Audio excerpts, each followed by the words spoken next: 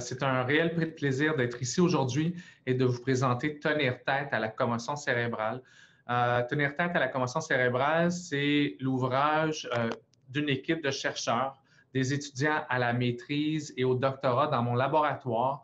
Pendant plus d'1 an, on a travaillé sur ce grand projet qui est important pour nous parce que le constat qu'on fait, c'est que sur le terrain, les entraîneurs n'ont pas toujours les mots justes ou les outils pour bien communiquer avec les jeunes sportifs, ce que c'est une commotion cérébrale. La même chose à la maison. Les parents souvent nous demandent, mais de quelle façon est-ce qu'on peut aborder cette question-là?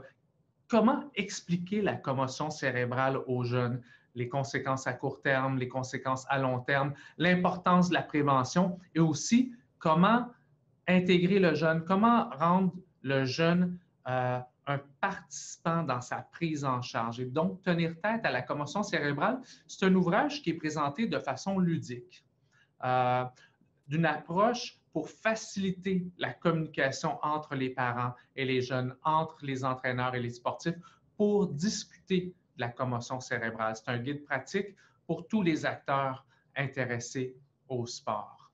C'est un livre qui est présenté de façon ludique, mais qui traite d'un sujet sérieux. Pour nous, c'est important de bien comprendre justement ce qu'est la commotion cérébrale, savoir la reconnaître pour pouvoir bien prendre en charge cette blessure. Donc, une commotion cérébrale, c'est quoi? C'est la question incontournable, on y revient souvent. C'est une blessure, c'est un accident, mais un accident qui se passe à l'intérieur de la boîte crânienne. C'est lorsque le cerveau est propulsé assez violemment contre les parois osseuses de la boîte crânienne, des parois osseuses qui sont rigides, qui sont dures, et donc un impact du cerveau contre les parois frontales, mais peut causer des blessures au tissu cérébral. Souvent, ce qu'on va voir, c'est qu'on va avoir un premier impact à la suite d'un mouvement rapide de va-et-vient de la tête, un premier contact dans la région frontale, donc qui va causer un écrasement du cerveau suivi d'un étirement, un contact dans la région arrière, la région occipitale, et tout cela va causer des micro-déchirures, des déchirures au cerveau. La commotion cérébrale peut donc être causée, oui, par un contact direct à la tête, mais peut être causée par un impact à toute partie du corps. Donc, lors d'une mise en échec, d'un plaquage, lorsqu'un athlète tombe, trébuche, mais sans qu'il y ait d'impact à la tête, mais ce mouvement rapide, seulement un mouvement rapide de la tête qui peut causer cette commotion cérébrale. Et malheureusement, ce sont le type d'événements qui passent le plus souvent inaperçus à la suite d'une commotion cérébrale.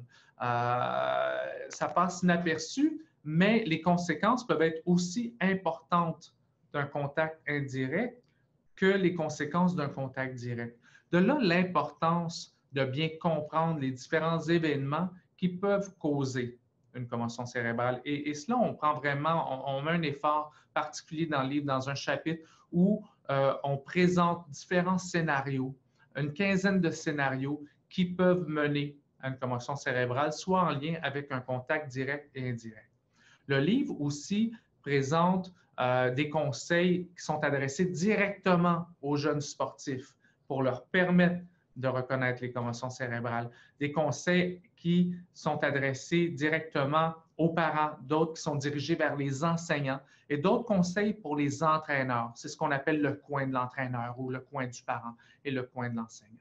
Et on espère que cela va faire en sorte que les gens seront mieux outillés pour reconnaître justement les événements ou les circonstances qui peuvent causer une commotion cérébrale. Surtout que on sait qu'à la suite de cette blessure-là, il y a typiquement certains signes et symptômes qui sont présents. Un signe, évidemment, c'est ce qu'on voit. Lorsqu'on voit le jeune, par exemple, qui est en perte d'équilibre sur le terrain, le jeune qui a du mal à trouver ses mots, c'est quelque chose qu'on peut percevoir. Mais il y a aussi les symptômes. Les symptômes, c'est ce que le jeune veut bien nous rapporter. C'est le mal de tête, se sentir étourdi, sentir qu'on a mal au cœur. Il faut savoir qu'un jeune sur deux ne rapportera pas ces signes ou ces symptômes, soit parce qu'ils ne les reconnaissent pas ou parce qu'ils ne veulent pas être retirés du jeu.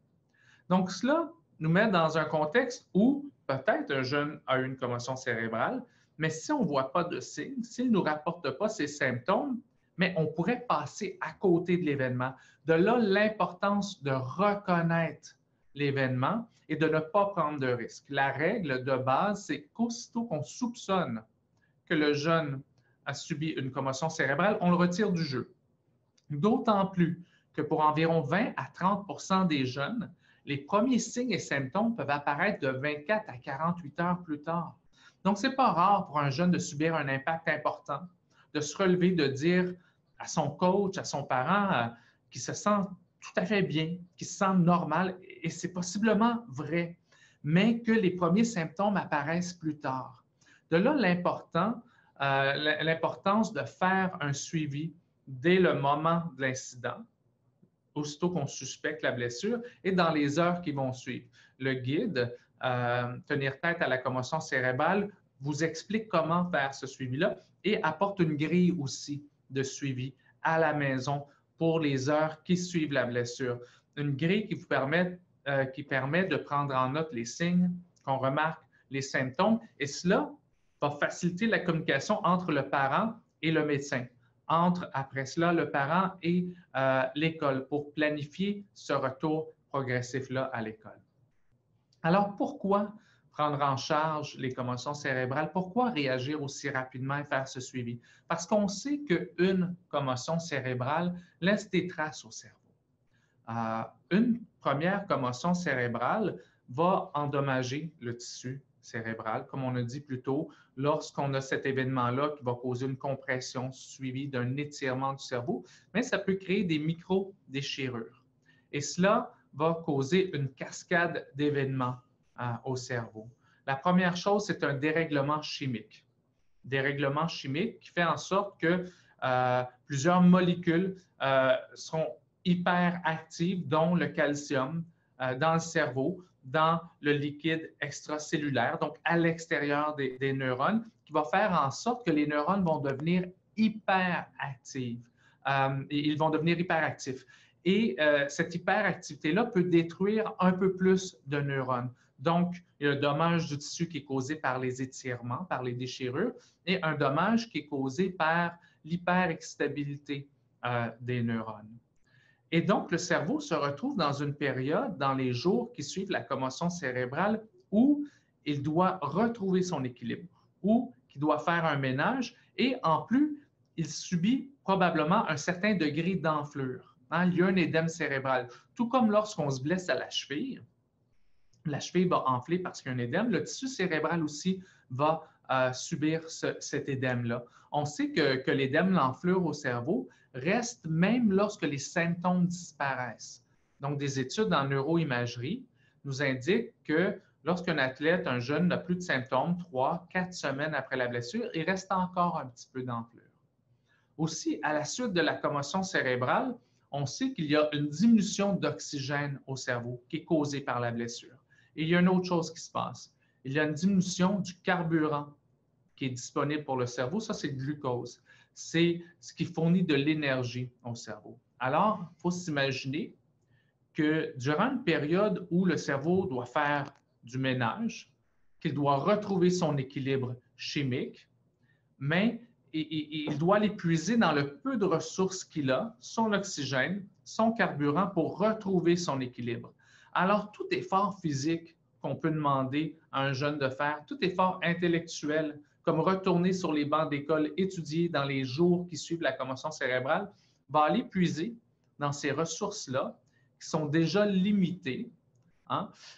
Et ça va faire en sorte que ça peut prolonger la récupération du cerveau. De là, l'importance du repos complet. Il faut comprendre le besoin justement biologique, biomédical du repos complet.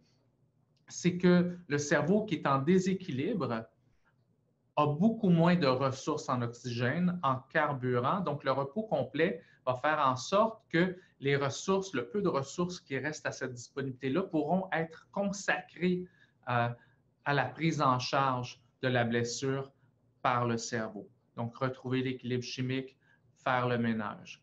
Donc, justement, ça nous amène à parler de la prise en charge du jeune qui a une commotion cérébrale. Ça, c'est quelque chose qui est détaillé étape par étape sur 3 chapitres du livre Tenir tête à la commotion cérébrale. Si on revient, la première chose qu'on doit faire sur le terrain, c'est qu'aussitôt qu'on soupçonne que le jeune a subi une commotion cérébrale, on le retire immédiatement du jeu. On ne prend pas de risque et on prend en note immédiatement les symptômes qu'il nous rapporte, les signes qu'on perçoit. Même en absence de signes ou de symptômes, on retire du jeu pour au moins une période de 48 heures, même s'il n'y a jamais eu de signes ou de symptômes, pour analyser l'évolution. Si après 48 heures, le jeune n'a jamais eu de signes ou symptômes au moment de l'incident ou dans les heures qui ont suivi, il peut retourner au jeu et retourner à sa pratique régulière. On va présumer qu'il n'y a pas eu de commotion cérébrale, évidemment, après avoir eu le feu vert d'un médecin. Peu importe, lorsqu'on soupçonne, même si on n'a pas eu de signes ou de symptômes, c'est le médecin qui donne le diagnostic de la commotion cérébrale ou pas. Donc, c'est le médecin aussi qui va nous dire qu'il n'y en a pas eu, qu'il confirmera. Si notre jeune a présenté des symptômes pendant cette période-là, s'il a présenté des signes, là, c'est un arrêt complet, un repos complet pour une période minimale de 2 jours. Et, à mon avis, c'est une période qui pourrait s'étendre facilement jusqu'à 5 jours pour permettre au cerveau d'avoir ce repos complet-là, de faire le grand ménage et une reprise graduelle des activités intellectuelles en premier lorsque les symptômes diminuent en intensité. Donc, si le jeune, si on voit des signes d'amélioration, si on voit des signes de récupération, diminution des maux de tête, diminution des étourdissements, un peu moins de fatigue, le sommeil s'améliore, on peut reprendre à ce moment-là graduellement les activités intellectuelles, mais ça se fait dans un premier temps à la maison. Un peu de lecture, une dizaine de minutes de lecture. Et si les symptômes n'apparaissent pas pendant cette période-là ou dans les heures qui suivent cette période d'activité intellectuelle, on peut refaire une deuxième période de lecture, mais augmenter la période. Donc, 15 minutes la prochaine fois, et ainsi de suite. Donc, ce retour graduel aux activités intellectuelles à la maison peut se faire pendant une période de 2-3 jours. Et on va intégrer aussi l'activité physique. Par activité physique, ici, je parle de marche. Prendre une marche de 10-15 minutes. Mais c'est important de ne pas faire l'erreur suivante qui est que si tout va bien, si le jeune, après 10 minutes de lecture ou de marche, les symptômes ne réapparaissent pas et qu'il se sente bien, c'est important qu'il ne continue pas. Parce que des fois, trop se pousser, là, ça peut vraiment nous causer un effet boomerang et réactiver des symptômes. Donc, on y va de façon progressive. C'est le moyen le plus efficace de surmonter une commotion cérébrale. En passant, on se demande souvent quoi faire, quel genre de traitement ou d'intervention faire à la suite d'une commotion cérébrale. C'est certain que si on va sur Google et on regarde, on va trouver plein de choses. Mais la science nous dit qu'il y a 2 choses d'efficaces seulement. Le repos complet, un retour progressif aux activités intellectuelles et physiques et une activité physique qui est sous-maximale lorsqu'on n'a plus de symptômes ou lorsque les symptômes commencent à s'estomper de façon significative. Donc, lorsque le jeune, toujours dans cette première phase-là, va mieux, à la maison, est capable de maintenir une activité intellectuelle ou de la marche pendant 45 à 50 minutes, on peut penser à faire un retour graduel en classe. Donc, de retourner en classe, peut-être qu'on peut commencer avec des demi-journées. Évidemment, on ne fait pas d'examen, on ne fait pas les tests. Si pendant la période de repos qu'on a pris, il y avait 1 ou 2 examens à l'horaire, on ne les reprend pas lorsqu'on retourne en classe. Il faut s'imaginer que ce jeune-là, évidemment, a un peu moins de ressources, il y a toujours un peu de fatigabilité, peut-être encore des maux de tête. Pendant la période de repos, il ne s'est pas préparé pour les examens. C'est là, je crois, avec soit le directeur pédagogique de l'école, avec les ressources de l'école, de faire un plan de retour aux activités académiques. Parfois, ça implique aussi d'excuser le jeune de certains examens, parce qu'à un certain moment, les rattraper pourrait ajouter beaucoup trop de pression sur le jeune. En parallèle du retour progressif en classe, on peut planifier un retour à l'activité physique, mais pas un retour au sport immédiatement. Un retour à l'activité physique, c'est ce que je parlais plus tôt. Comme traitement qui est efficace, c'est de l'activité physique qui est sous-maximale. Donc, à une intensité qu'on peut faire un peu de jogging, mais préférablement plus du vélo parce qu'il y a moins d'impact, un peu de vélo, à une intensité qui ne va pas soit déclencher des nouveaux symptômes ou augmenter les symptômes, l'intensité des symptômes qui sont présents. Et on peut faire cette activité-là pour une période de 10 minutes, une fois, 2 fois par jour, et augmenter ainsi de suite. C'est sûr que cette activité physique sous-maximale-là, qui est la clé vraiment d'une prise en charge complète, est un des éléments essentiels, mais qui est mieux fait lorsque c'est encadré par un kinésiologue. Un kinésiologue qui est un professionnel de l'activité physique et un kinésiologue qui a une expertise en commotion cérébrale. Justement pour déterminer, pour calibrer l'intensité de l'effort nécessaire, la durée, le nombre de fois par jour afin d'avoir une réussite optimale.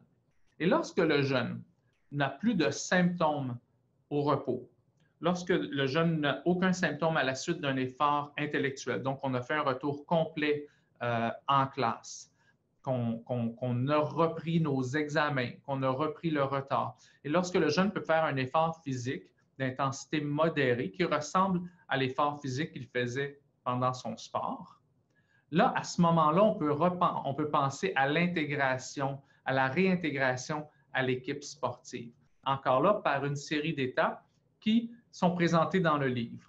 Un retour progressif au sport, donc commencer certaines manipulations du ballon, commencer des jeux, mais juste en équipe de 2, afin de déterminer si les symptômes réapparaissent à la suite de cet effort-là. En fait, ce qu'il faut comprendre, c'est que le retour progressif, que ce soit le retour progressif aux activités intellectuelles, aux activités physiques et au sport, ce retour-là doit toujours être guidé par les symptômes. À tout moment, lorsque les symptômes réapparaissent pendant le retour à l'activité physique et le retour au sport, on doit prendre un peu de recul. On recule à une étape précédente. On doit se reposer pendant une période minimale de 24 heures. 24 heures après la disparition des symptômes. Hein?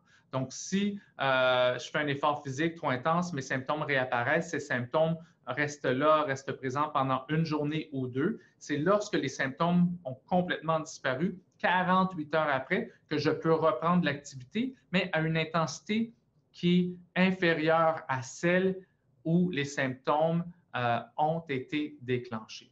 Ça, c'est une prise en charge complète de la commotion cérébrale. Le conseil que je donne aux parents lorsqu'ils me demandent « Qu'est-ce que je fais?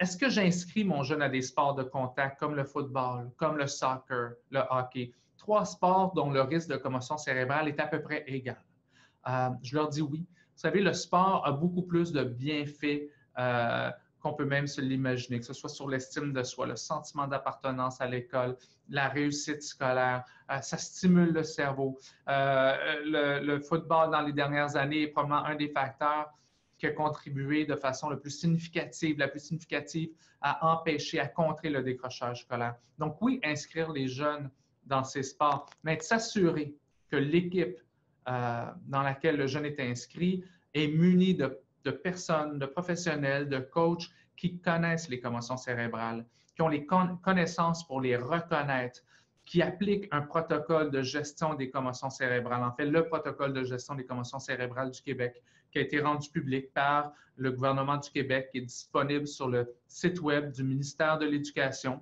C'est aussi sur ce protocole-là qu'on se base dans le livre « Tenir tête à la commotion cérébrale ». Donc, ces mêmes règles-là qui sont universelles pour la province du Québec. S'assurer donc que l'équipe utilise le protocole, que les gens le maîtrisent et qu'on a une prise en charge immédiate. Lorsqu'on a un doute, le jeune est retiré du jeu et qu'il y a un facteur pour faciliter la communication, pour informer le parent aussitôt qu'il y a un risque, le suivi vers le médecin à l'intérieur de 48 heures de façon obligatoire et le retour à l'école avant le retour au jeu. Si tout cela est en place, oui, j'encourage les gens, évidemment, à inscrire leurs enfants à ces sports-là. Mais aussi, il est important de s'assurer que l'équipe dans laquelle le jeune œuvre fasse de la prévention de ces blessures-là. C'est-à-dire qu'au début de chaque saison, qu'on présente, qu'on explique aux jeunes c'est quoi une commotion cérébrale, parce que le risque est élevé. Des études nous indiquent en moyenne que 20 à 30 des jeunes vont subir une commotion cérébrale lors d'une seule saison sportive. Et en fait, les études des dernières années nous indiquent que le taux de blessure a même augmenté. En fait, en réalité, le taux n'a probablement pas augmenté, mais comme il y a une meilleure gestion des commotions cérébrales, maintenant, on arrive à mieux les identifier. Mais cela nous confirme que c'est une blessure qui est présente, que c'est une blessure qui est commune, qu'on doit prendre en charge. Donc, la prévention, éliminer les aspects du jeu qui sont plus à risque de commotion cérébrale et le message que je vous lance en conclusion, qui est important pour moi et qu'on doit aller vers cela, c'est une tolérance zéro à tout geste de violence, tolérance zéro aux coups sournois. Il y a des gestes dans le sport qui sont à haut risque de commotion cérébrale, qui n'ont pas raison d'être dans les sports. J'encourage les parents de manifester leur mécontentement lorsqu'ils sont témoins de ces gestes-là. On doit éliminer cela. Mais je crois que lorsque tout cela est en place, que le sport vaut la peine d'être pratiqué. Et puis, c'était notre objectif lorsqu'on a mis en place, lorsqu'on a créé Tenir tête à la commotion cérébrale, c'est de donner cet outil-là aux parents, aux entraîneurs, aux jeunes, pour qu'ils puissent pratiquer leur sport et s'épanouir dans leur sport, mais de façon sécuritaire. Donc, nous allons passer à la période de questions. Je vous invite à appuyer sur le bouton Q et R dans le bas de votre écran et nous écrire vos questions pour Dr. Dave Ellenberg. J'ai une première question de Isabelle qui demande « Est-ce qu'un enfant risque de se remettre plus rapidement d'une commotion cérébrale qu'un adulte? » Donc, à savoir si les enfants peuvent se remettre plus rapidement des commotions cérébrales que les adultes, c'est une question qui revient assez souvent, en fait, parce qu'on croit que le cerveau de l'enfant a une plus grande plasticité, presque une pensée magique autour de cela. Et en fait, la réponse, c'est tout au contraire. Premièrement, on sait que le risque de blessure est plus important chez les jeunes que chez les adultes. Même si on compare aux athlètes professionnels. Les commotions cérébrales, ça ne se passe pas juste chez les adultes ou les athlètes professionnels. Même les enfants peuvent être jusqu'à 2 fois plus à risque de cette blessure-là. Surtout les adolescents peuvent être encore plus fragiles aux conséquences des commotions cérébrales. Enfin, il faut se rappeler que le jeune est dans une période durant laquelle on est très exigeant envers eux et leur cerveau. Ils doivent apprendre beaucoup d'informations, leur attention, leur mémoire, leurs capacités intellectuelles sont constamment sollicitées afin quotidiennement pour bien réussir à l'école. Donc, avoir un creux ou une pause cognitive pour eux de 2-3 semaines à la suite d'une commotion cérébrale peut avoir de plus grandes conséquences que pour l'adulte. Merci. J'ai une question de la part de Véronique. La commotion cérébrale peut-elle avoir un impact sur le développement de l'enfant? Encore là, c'est une excellente question. Il y a de plus en plus de recherches qui nous disent que peut-être même sur certains systèmes, comme au niveau de la glande pituitaire qui est impliquée dans le développement physique, le développement moteur, la commotion cérébrale, surtout des commotions cérébrales à répétition. Après 2, 3, 4 commotions cérébrales, cela peut avoir des conséquences sur le développement du jeune, tant sur le plan physique, mais aussi sur le développement cognitif. Parce qu'on sait que, et ça, c'est une des raisons importantes qu'il faut répondre rapidement et ne pas laisser un jeune retourner au jeu trop rapidement, c'est que lorsqu'on subit une deuxième commotion cérébrale et qu'on n'est pas complètement remis de la première blessure, cela peut avoir de plus graves conséquences sur le cerveau et sur le développement du cerveau. Dans des très rares cas, mais c'est des cas qui sont réels, il y a ce qu'on appelle le syndrome du second impact.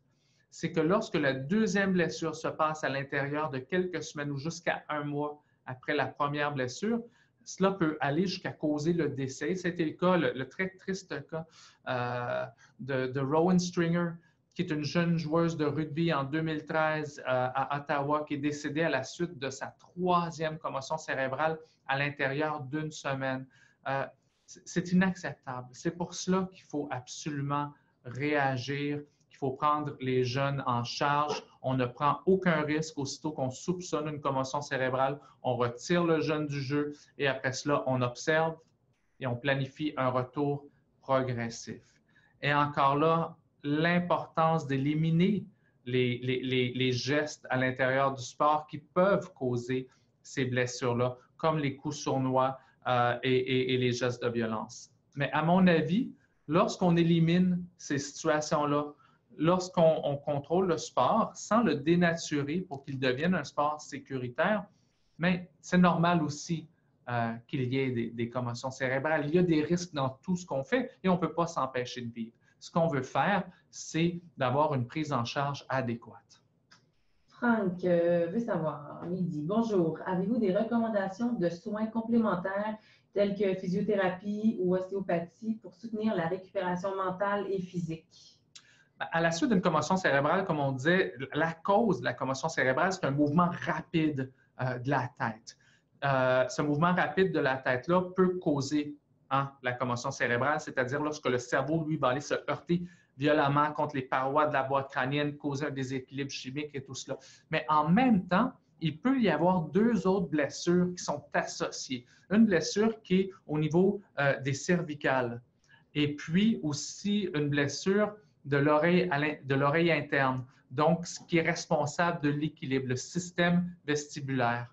Ces deux blessures-là peuvent et en fait doivent être prises en charge par des physiothérapeutes qui, eux, ont l'expertise pour pouvoir diagnostiquer, identifier un désalignement au niveau des vertèbres cervicales et de mettre en place l'intervention adéquate. Donc ça, c'est là qu'est important le rôle du physiothérapeute dans la prise en charge. Même chose si on a une atteinte au niveau du système vestibulaire, un dérèglement. C'est le physiothérapeute qui pourra l'identifier, identifier le type d'atteinte, parce qu'évidemment, le type d'atteinte va affecter le type d'intervention qui sera nécessaire.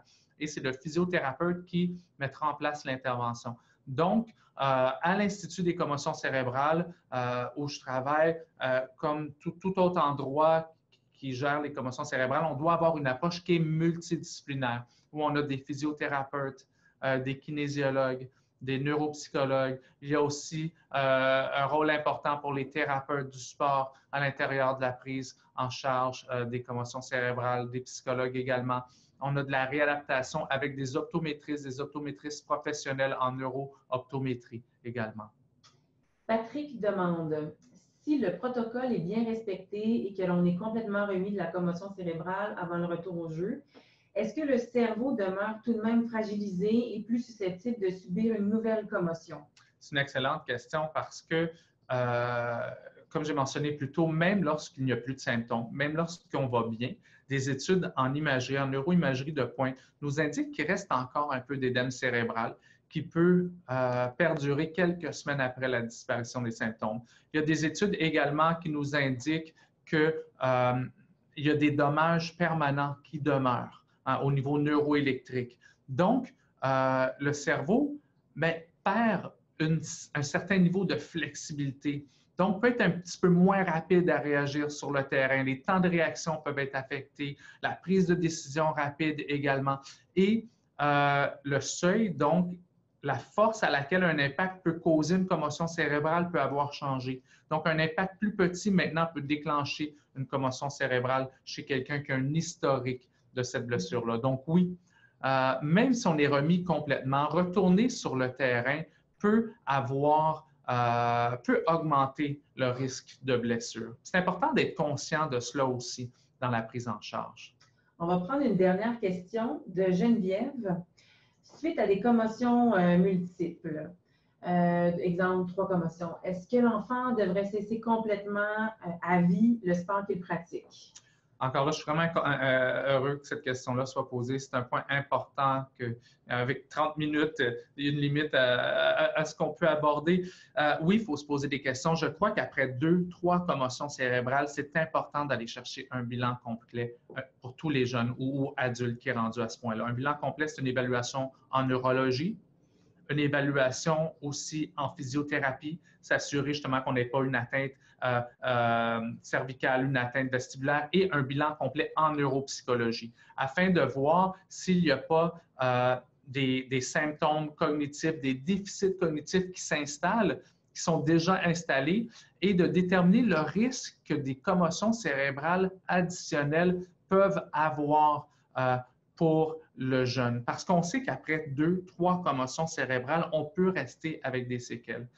En général, et il y a quelques chercheurs aux États-Unis qui indiquent qu'après 3 commotions cérébrales, on devrait cesser le jeu complètement. Moi, ce que je dis, c'est que rendu là, il faut aller chercher un bilan complet et à la fin de ce bilan-là, avec le neuropsychologue, avec le médecin, de discuter des risques pour le jeune de poursuivre ce jeu-là. Généralement, ce qu'on va recommander, les jeunes que je suis, je vais leur recommander de se trouver une passion pour un sport à un risque beaucoup plus faible de commotion cérébrale. Parce que c'est triste, mais c'est pas rare pour moi de voir en clinique des jeunes rendus à l'âge de 15-16 ans qui ont accumulé 3, 4, 5 commotions cérébrales et qui sont rendus à un point où ils sont en échec scolaire, soit à la fin secondaire, au cégep et tout cela. Donc, la prise en charge est essentielle. Je vous remercie.